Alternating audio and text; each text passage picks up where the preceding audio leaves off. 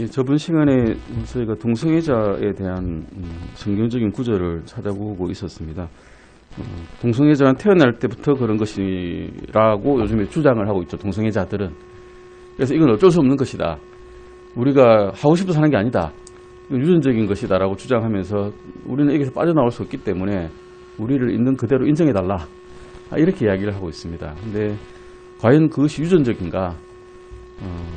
실제로 유전학적인 조사를 의학적인 연구를 통해서 유전이 아니라고 발견이 확신이 되었습니다. 사실은 유전이 아니라 여기에 대한 쾌락이 너무 클 때, 이 행동에 대한 쾌락이 너무 클 때, 거기서 빠져나올 수 없을 때 할 수 있는 변명이 그거죠.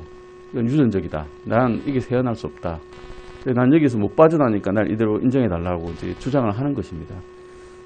사람이 이제 죄에서 돌이키지 못하고 그 죄에 계속 빠져있을 때 가장 하기 쉬운 변명이 그거죠. 그냥 유전이다. 난 타고나면서 이런 사람이다. 이런 게 변명거리일 뿐입니다. 열왕기상에서도 뭐 남색하는 자들이 있었고 이스라엘에서도 남색하는 자들이 있었고요. 그런 남색하는 자들이 사회에 만연할 때 그 사회는 망했다라고 기록이 되었던 것을 저번 시간에 성경을 통해서 저희가 보셨고, 그 대표적인 예가 소돔과 고모라였다는 것을 우리가 알 수 있습니다. 창세기 19장 4절 5절도 잠깐 보시겠습니다. 창세기 찾아보시겠습니다. 창세기 19장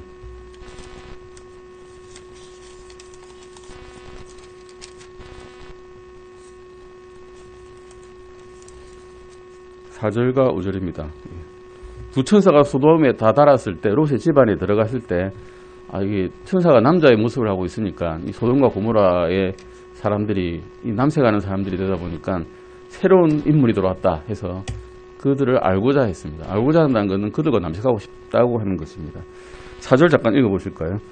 그러나 그들이 눕기 전에 그 도시의 남자들, 곧 소돔의 남자들, 즉 늙은이든 젊은이든 사방에서 나온 모든 사람들이 그 집을 에워쌌더라.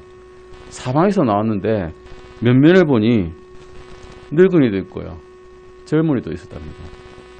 모든 사람들이 그 집을 에워쌌답니다. 모든 사람들이 남색을 했다는 겁니다. 사실은. 그러니까 그 지역에 있는 사람들은.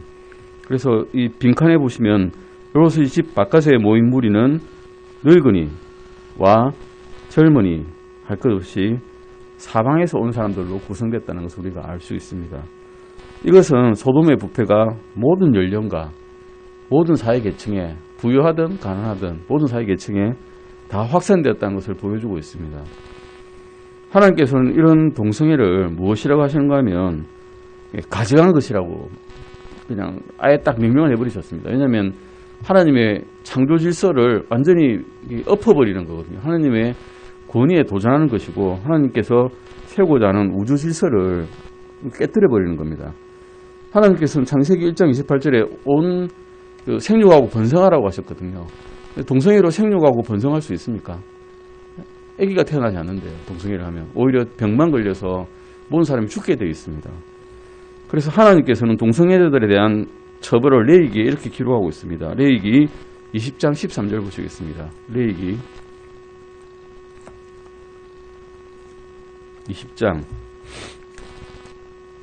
13절입니다. 레위기 20장 13절 찾으셨습니까? 찾으셨으면 같이 읽어보시겠습니다. 또한 남자가 여자와 함께 눕듯이 남자와 함께 누우면 그들이 둘 다 가증한 짓을 행하였으므로 반드시 그들을 죽일지니 그들의 피가 그들에게 돌아가리라. 이스라엘은 순수성을 지키기 위해서 남자와 남자가 눕는 이런 가증한 일을 발견하게 되면 그들 둘 다 죽였습니다. 이들에 대한 처벌은 죽임이죠. 죽임. 그래서 결론적으로는 죽여버리는 겁니다. 레위기 18장 22절에서 24절도 보시겠습니다. 바로 앞절입니다. 18장 22절에서 24절입니다. 주님께서 그때도 말씀드렸지만 하나님께서 제일 싫어하시는 게 인신공양 제일 싫어하셨고요. 동성애 싫어하셨고요. 수간, 동물을 겁탈하는 거 되게 싫어하셨어요. 싫어하는 것 중에서도 정말 싫어하시는 것 중에 하나입니다. 22절부터 24절까지 같이 읽으시겠습니다. 너는 여자와 함께 눕는 것 같이 남자와 함께 눕지 말라. 그것은 가증한 것이니라. 너는 어떤 짐승과 함께 누워 그 일로 너 자신을 더럽히지 말며 어떤 여자도 짐승 앞에 서서 그것을 향해 눕지 말라. 그것은 혼동이니라. 너희는 이것들 중 그 무엇으로도 너희 자신을 더럽히지 말라. 내가 너희 앞에서 쫓아내는 민족들이 이 모든 것들로 더럽게 되었으며. 왜 쫓아내셨는가 하면 그 앞에 있던 가나안 족속들을 이런 일들을 행했기 때문에 쫓아내셨다는 겁니다. 하나도 남기지 말고 쳐서 없애라 그러셨죠. 이스라엘 민족들에게. 씨도 남기지 마라 그러셨습니다. 이런 가증한 일을 미워하셨기 때문입니다. 그래서 이런 동성애자가 용일될 때 한 민족이 미칠 여파는 그 민족이 더럽게 되었다는 겁니다. 더럽게 돼버린다는 것입니다. 우리도 멀지 않았습니다. 만연하고 있거든요, 사실은. TV에서도 용인하고 있고 사회적으로도 예전에는 부끄러워했던 일들이 지금은 공공연히 입 밖으로 내놓고 방송을 통해서 자랑스럽게 말을 하고 있습니다.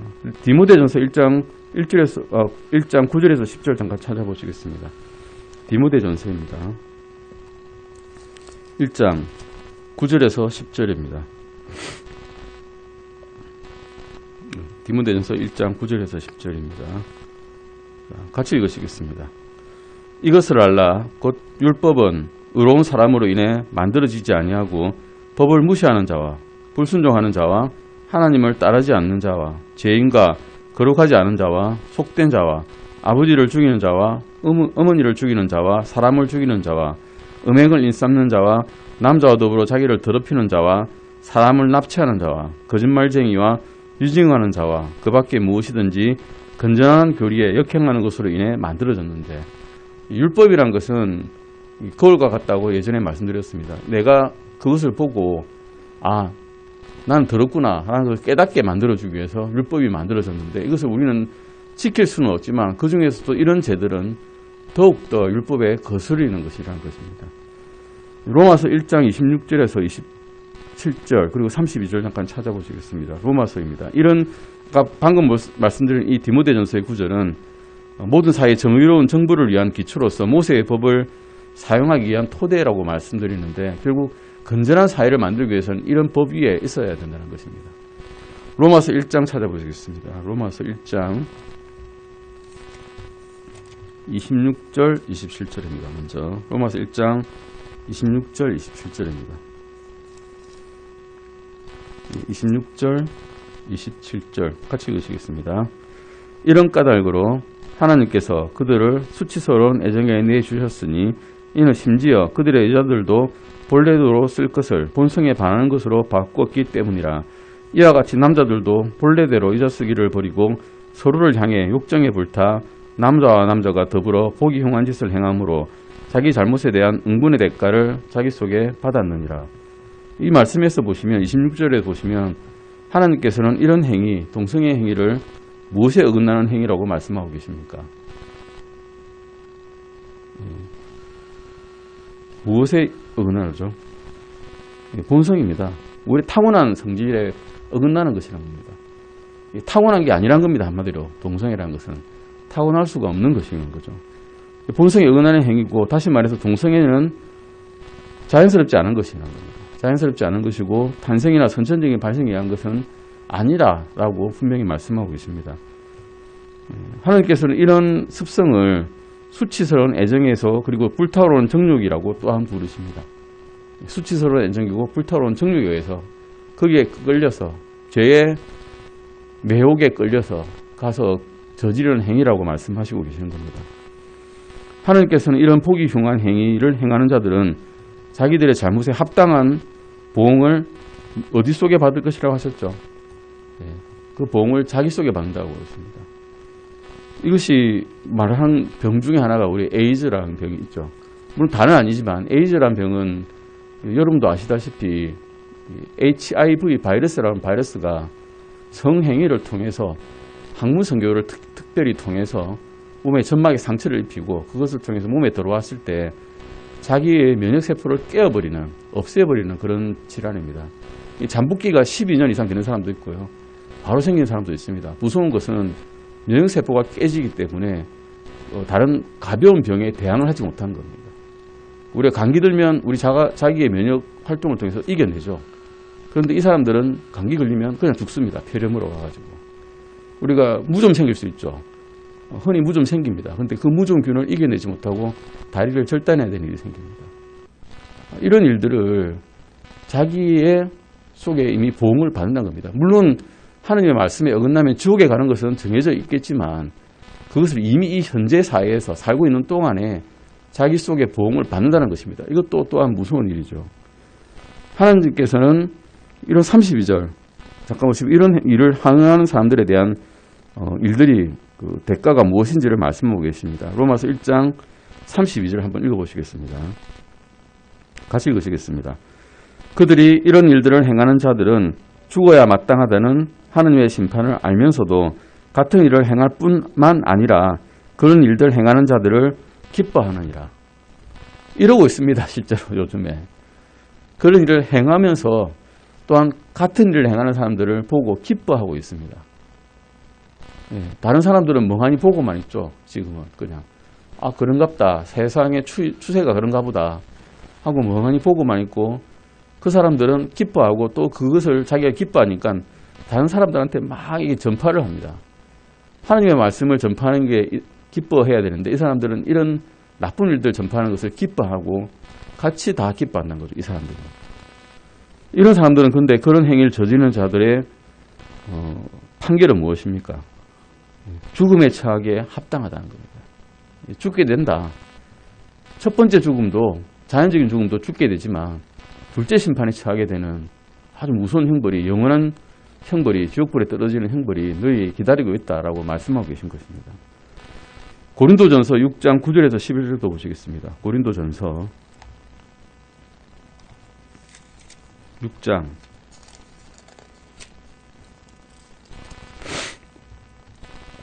9절에서 11절입니다. 고린도전서 6장 9절에서 11절입니다. 같이 읽으시겠습니다. 불의한 자들이 하나님의 왕국을 상속받지 못할 줄을 너희가 알지 못하느냐. 속지 말라. 음행하는 자나 우상숭배자나 간음하는 자나 여성화된 남자나 남자와 더불어 자신을 욕되게 하는 남자나 도둑질하는 자나 탐욕을 부리는 자나 술주정뱅이나 욕하는 자나 착취하는 자는 하나님의 왕국을 상속받지 못하리라. 너희 중에도 이 같은 자들이 얼마쯤 있었으나 너희가 우리 하나님의 영에 의해 주 예수님의 이름으로 씻기고 거룩히 구별되어 의롭다고 인정받았느니라. 9절 말씀을 다시 읽겠습니다. 불의한 자들이 하나님의 왕국을 상속받지 못할 줄을 너희가 알지 못하느냐. 속지 말라. 음행하는 자나 우상숭배자나 간음하는 자나 여성화된 남자나 남자와 더불어 자신을 욕되게 하는 남자나. 9절의 남성의 자들을 여성화된 남자라고 이페미네이트 그리고 남자와 더불어 자신을 욕되게 하는 남자라고 언급을 하고 있습니다. 여성화된 남자를 방송에서 광고에서 봅니다. 요즘에는. 그러고 어쩌라고 이러죠. 웃기는 일입니다. 이런 사람들을 하나님께서는 정말로 싫어하신다는 겁니다. 11절에서는 이렇게 말씀하고 있죠. 그런데 그런 사람들이 구원받을 길이 그러면 차단되어 있냐? 아닙니다. 차단되어 있지 않습니다. 우리와 똑같이 회개하고 돌아서서 주 예수 그리스도께서 우리의 죄를 위해서 죽으시고 십자가에 매달리시고 묻히시고 사흘 만에 일어나셔서 지금 하나님 우편에 있다는 것을 믿고 고백하면 우리와 똑같은 방식으로 구원받을 수 있다는 겁니다. 분명히 11절에서는 이렇게 말씀하고 있습니다. 너희 중에도 이 같은 자들이 얼마쯤 있었으나 이 고린도 교회에 그런 사람이 있었다는 겁니다. 있었으나 지금은 하나님께서 이들을 주 예수 그리스도를 믿게 함으로써 믿음으로써 이들이 돌아왔다는 겁니다. 회개했다는 것입니다. 이것은 분명히 동성애자도 구원받을 수 있다는 겁니다. 돌이킬 수 있다는 겁니다. 여지가 있다는 겁니다. 그래서 복음 전해야 된다는 거죠. 동성애자라고 이제 거리를 두고 말씀도 전하지 말아야지가 아니라 말씀 전해서 빨리 저 무서운 죄에서 벗어나야 될 텐데 라는 애타는 마음이 있어야 된다는 것입니다. 동성애자들은 어떻게 구원받는지 11절에서 말씀하고 있습니다. 우리가 구원받은과 동일한 방법입니다. 회개, 죄에서로부터 돌이킴이죠. 회개란 건 리펜트 하는 건데 리펜트는 돌아서는 겁니다. 가던 길을 돌아서서 180도 거꾸로 돌아서 돌아오는 것이 회개입니다. 반쯤 가다가 마는 게 아니고요. 다시 돌아와야 됩니다. 주 예수 그리스도를 또한 믿는 믿음을 통해서 구원을 받습니다. 11절에서 방금 보셨듯이 이렇게 말씀하고 있죠. 너희가 우리 하나님의 영에 의해 주 예수님의 이름으로 씻기고 거룩히 구별되어 의롭다고 인정받았다는 것입니다. 노력을 통해서 하는 것이 아니죠. 하나님의 영을 통해서 주 예수님의 이름으로 어떻게 되었습니까? 씻겼으니까 거룩히 구별되었고 칭의를 받은 거죠. 그래서 의롭게 되었는지라는 말씀을 우리가 들을 수 있습니다. 이것은 현재 시제입니다. 지금 그렇게 됐다는 겁니다. 나중에 그렇게 될 거란 게 아니고 과거에 예정된 게 아니라 지금 그렇게 돌아서면 회개하고 주 예수님의 영에 의해서 씻기고 거룩하게 되면 구원받는다는 것입니다. 분명히 동성애는 변태적인 성행위이고 성경이 강하게 정죄하는 행위입니다. 동성애는 그것을 용납하여 촉진되도록 허용하는 민족을 파멸시킵니다. 우리 베냐민 지파에 대해서 사사기에서 한번 들어본 적이 있으실 겁니다. 사사기 19장, 20장을 보시면 어떤 제사장이 자기의 첩가와 함께 그 베냐민 지파에게 거닐던 곳을 가다가 벨리알이라고 하는 우리로 말하면 속된 욕이죠. 그런 애들한테 잡혀가지고 남색을 당하게 하도록 강요를 받습니다. 그러니 그 첩을 내어주고 그 첩이 밤새도록 강간을 당하고 죽게 됩니다. 그래서 전 민족을 모읍니다. 이 제사장이 모아서 베냐민 지파를 멸하게 만들어 버립니다. 거의 다 죽어서 베냐민 족속이 없어지도록 만들어 버립니다. 이런 무서운 일들이 현재 일어날 수 있다는 것입니다. 잠언 14장 34절 보시겠습니다. 잠언 14장 34절입니다. 잠언 14장 34절입니다. 잠언 14장 34절 같이 읽으시겠습니다. 의인은 한 민족을 높이지만 죄는 어느 백성에게나 치욕거리니라. 의로운 분을 가지고 계시면 그 민족은 높아지지만 이 죄는, 이런 동성애라는 죄가 이 민족의 가운데 행행하게 되면 우리의 치욕거리가 된다는 것입니다. 그리고 그것을 행하는 자에게는 영원한 형벌을 가져다 오게 되어 있습니다. 그것을 기뻐하는 자는 어떻게 했습니까? 영원한 형벌에 굉장히 심하게 처하게 될 것입니다.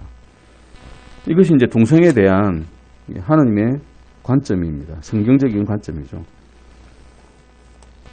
하나님께서는 그 다음 페이지입니다. 113페이지입니다. 우리 이제 장로교에서도 오신 분 많으시기 때문에 예전에 이제 목사님께서 칼빈이즘, 장로교의 이제 칼빈주의에 대해서 말씀하신 것을 한번 들어본 적이 있으실 겁니다. 좀 한 두세 달 전에 한번 하셨던 것 같은데, 들으실 때 아주 처음에는 복잡했지만 알고 보면 간단한 장로교주의였죠.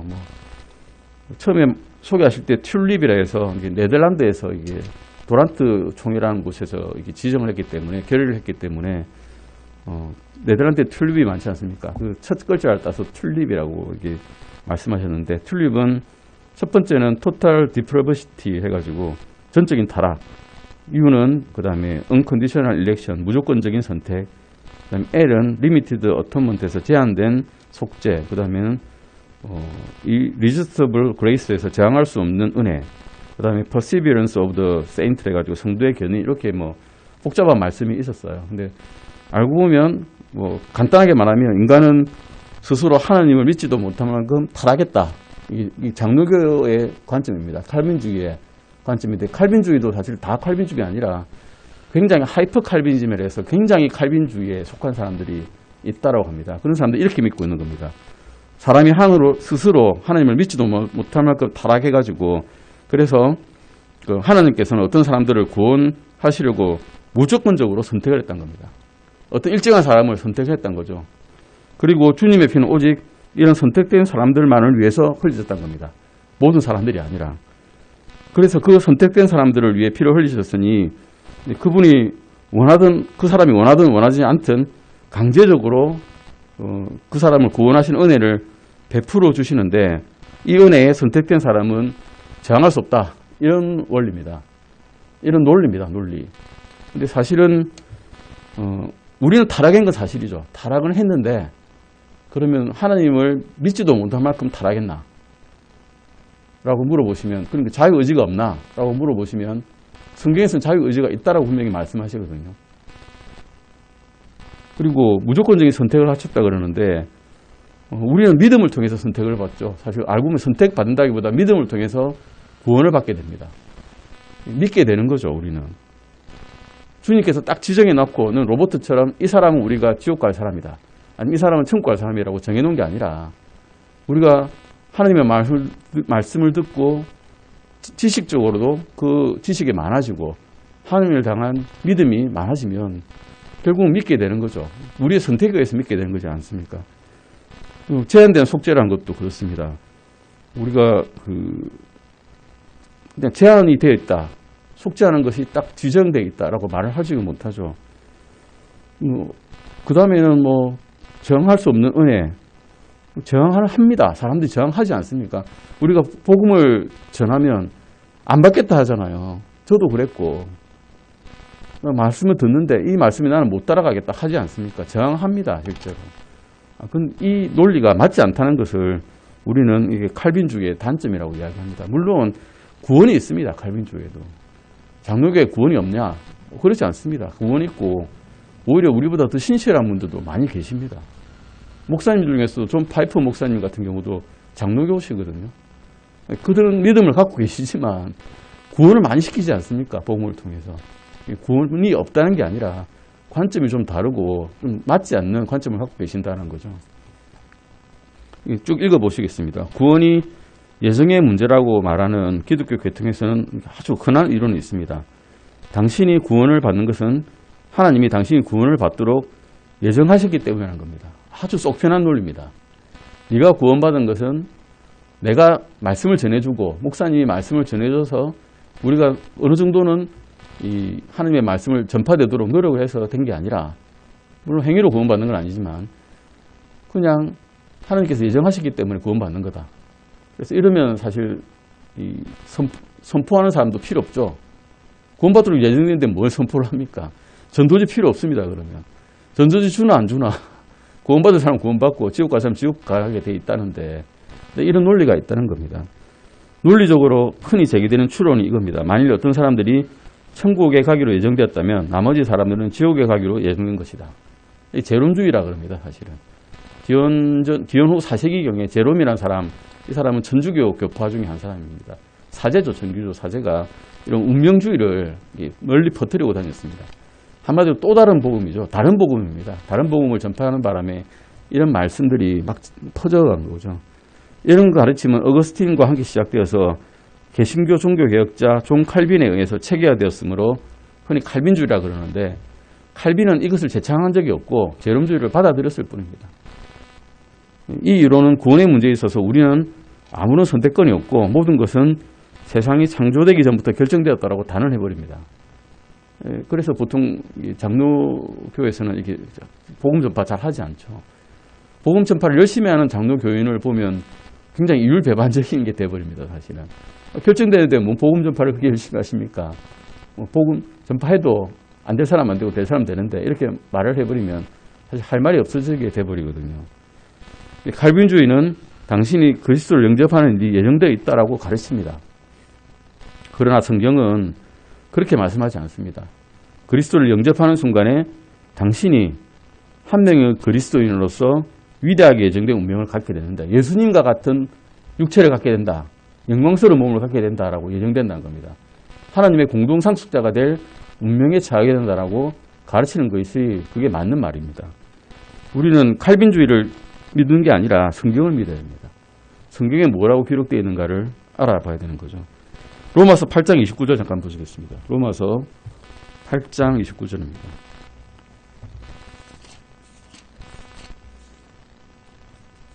로마서 8장 29절입니다.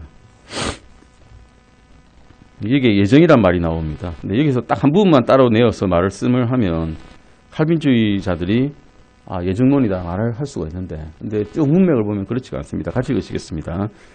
하나님께서 자신이 미리 아신 자들을 또한 예정하사 자신의 아들의 형상과 같은 모습이 되게 하셨나니 이것은 그분이 많은 형제들 가운데 처음 난 자가 되게 하려 하심이니라. 이 말씀을 보시더라도 신자는 어떻게 되도록 예정이 되었습니까? 그리스도의 형상과 같은 모습이 되도록 예정되었습니다. 예수님께서는 제자들에게 나타나실 때 어떻게 나타나셨나요?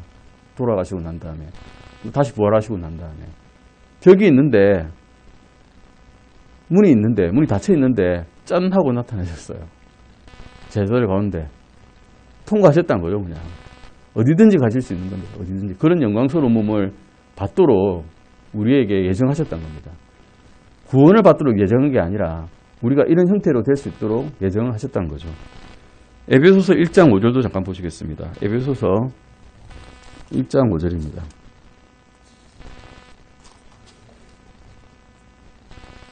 에베소서 1장 5절 잠깐 보시겠습니다. 에베소서 1장 5절 찾으셨으면 같이 한번 읽어보시겠습니다. 자신의 선하시고 기뻐하시는 뜻에 따라 우리를 예정하사 예수 그리스도를 통해 자신의 아이들로 입양하심으로써 우리가 믿는 그 순간 믿게 되자마자 예수 그리스도를 통해서 자신의 아이들로 입양하도록 예정하셨다는 겁니다. 구원받도록 예정하신 게 아니라 믿게 되면 예수 그리스도를 통해 하나님의 아이들로 공동상속자로 예정되었다는 겁니다. 다시 말해서 우리는 하나님의 아들들과 하나님의 딸들이 된다는 것입니다. 에베소서 1장 11절도 보실까요? 1장 11절입니다. 같이 읽으시겠습니다.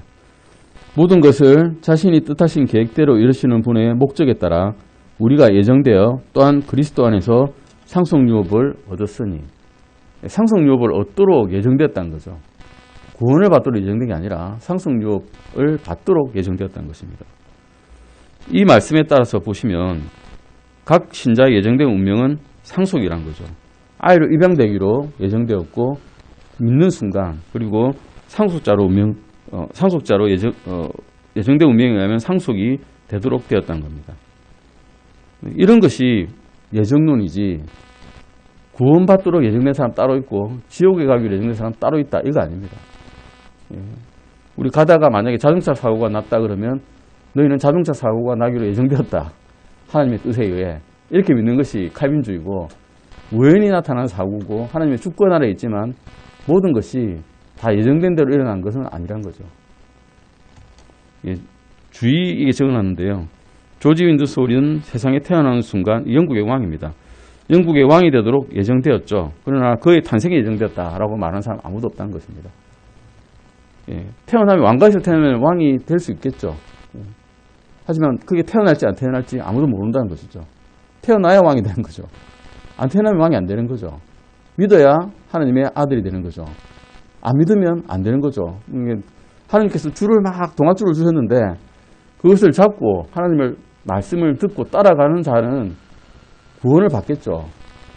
근데 자기가 믿지 않으면 구원을 받지 못합니다. 예수 그리스도를 믿지 않으면 구원을 받을 수가 없는 거죠. 예정론하고 아무 상관이 없습니다. 그러니까 구원은 믿는 집안에서 태어나서 부모님이 다 믿는 자라고 하더라도 자신이 믿지 않으면 구원받을 수 없지 않습니까? 자신의 의지가 있는 겁니다. 믿음은 물론 행위가 아닙니다만은, 행위로 구원받는 것은 아니거든요. 행위가 아니지만 믿는 것은 있어야죠. 믿어야 구원을 받을 수가 있는 것입니다. 이런 예정론이란 것은 거기에 대해서는 맞지 않는다는 것입니다. 여기에 대해서 이제 목사님께서 설교하신 것이 있으니까 한번 쭉 찾아보시면, 유튜브 찾아보시면 이게 더 자세한 것을 보실 수 있으실 겁니다. 그 다음 주제입니다. 지옥은 실제적인 장소냐라고 묻는 사람이 있습니다.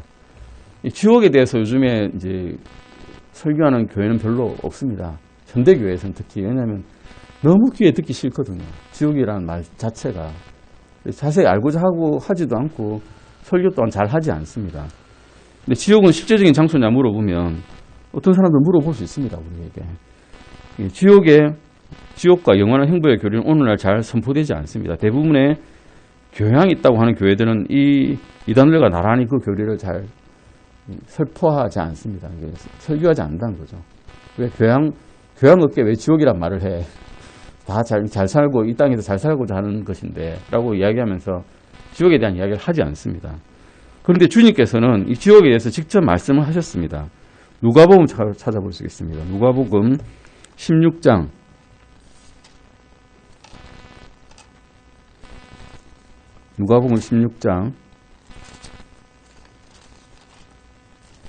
19절에서 31절입니다.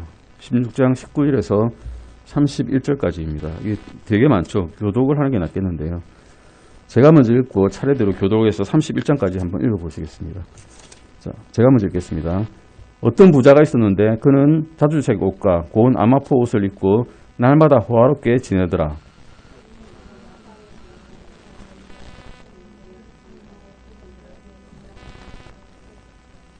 부자의 상에서 떨어지는 부스러기로 배를 채우려 하였으나 심지어 개들이 와서 그의 헌대를 핥더라.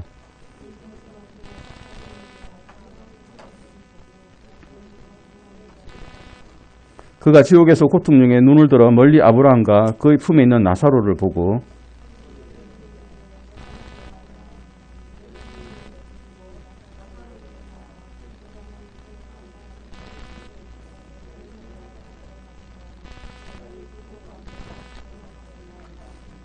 아브라함이 이르되 아들아 너는 내 생전에 너의 좋은 것들을 받았고 같은 식으로 나사로는 나쁜 것들을 받았음을 기억하라. 그러나 이제 그는 위로를 받고 너는 고통을 받느니라.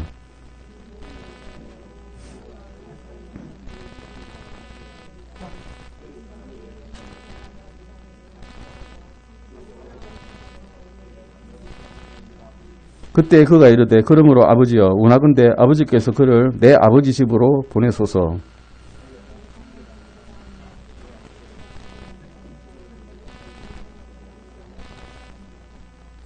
아브라함이 그에게 이르되 그들에게 모세와 대언자들이 있으니 그들이 저들의 말을 들을 것이니라 하매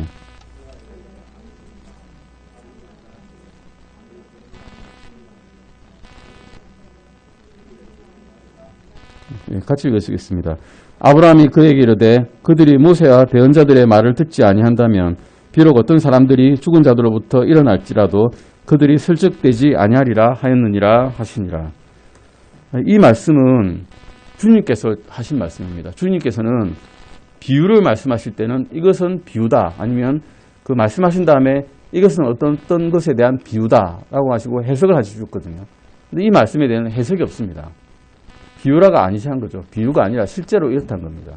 실제로 있었던 일이라는 것을 주님께서 말씀하십니다. 이 말씀에 이 구절을 보실 때 비유로서 언급된 적이 있을까요? 없습니다.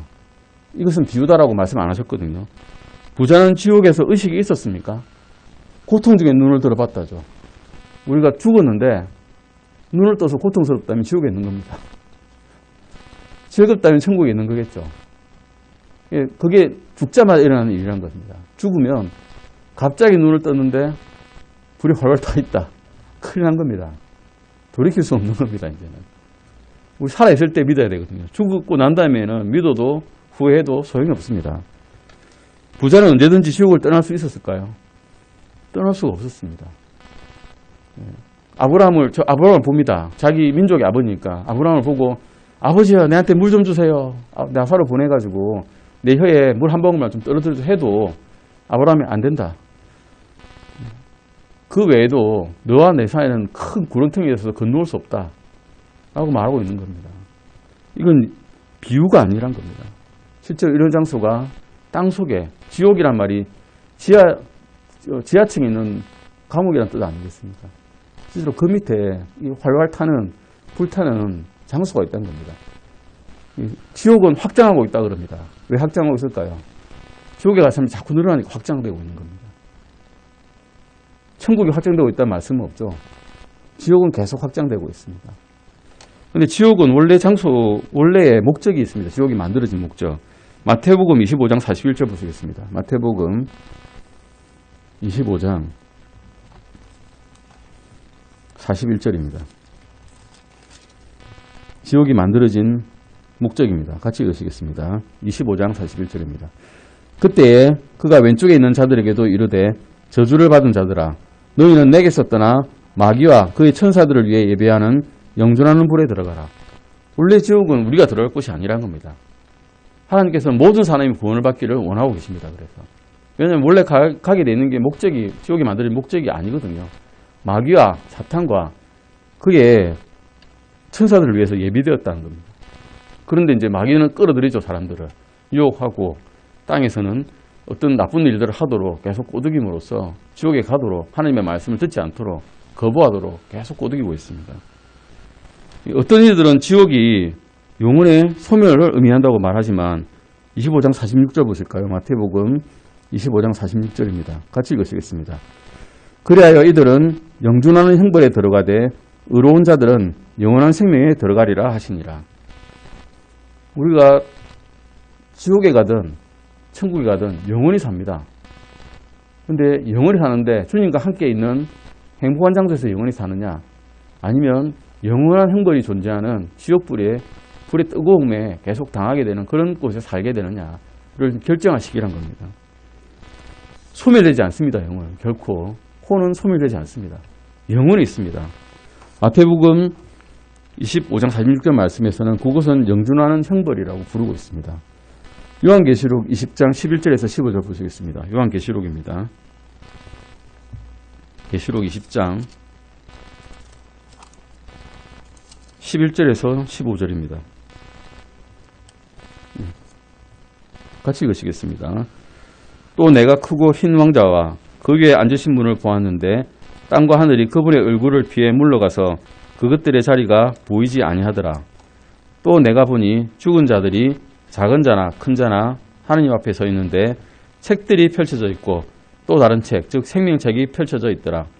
죽은 자들이 자기 행위들에 따라 그 책들에 기록된 그것들에 근거하여 심판을 받았더라. 바다가 자기 안에 있는 죽은 자들을 내주었고 사망과 지옥이 자기 안에 있는 죽은 자들을 넘겨주매 그들이 각각 자기 행위들에 따라 심판을 받았으며 사망과 지옥이 불호소에 던져졌더라. 이것이 둘째 사망이니라.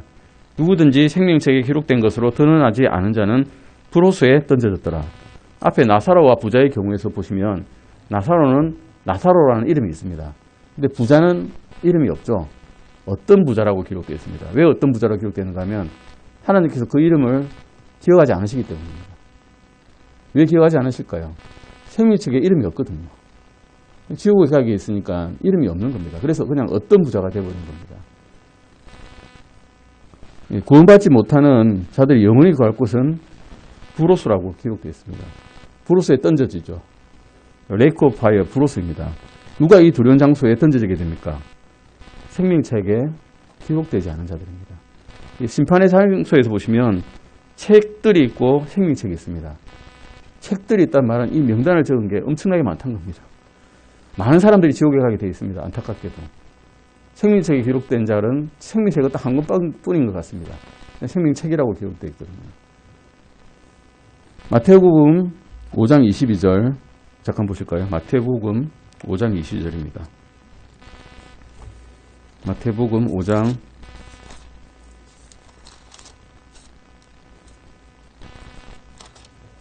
22절입니다. 네, 마태복음 5장 22절입니다. 같이 읽으시겠습니다. 나는 너희에게 이르노니 누구든지 까닭 없이 자기 형제에게 화를 내는 자는 심판의 위험에 처하게 되고 누구든지 자기 형제에게 라가야 하고 말하는 자는 공의의 위험에 처하게 되며 누구든지 너 어리석은 자야 하고 말하는 자는 지옥불의 위험에 처하게 되리라. 실제적인 장소로서 지옥불을 말씀하신 게 누구십니까? 예수님께서 말씀하셨습니다. 하나님의 아들이신 예수님께서 이 장소가 있다라고 말씀하신 거죠. 지옥은 뭐 수월이라고도 하고 또는 개인 나라고도 하고 여러 이름으로 불리지만 이것은 있는 거라는 것입니다. 실존하는 장소라는 겁니다. 그리고 어떤 사람이 지정해서 지고는 지명의 이름이 아니라 실존하는 장소고 거기서는 영원히 고통받는 장소라는 것을 우리가 이 시간을 통해서 성경적인 가르침을 배우게 되었습니다. 오늘 여기까지 하시고 다음 시간에 하시겠습니다. 기도하시고 마치겠습니다.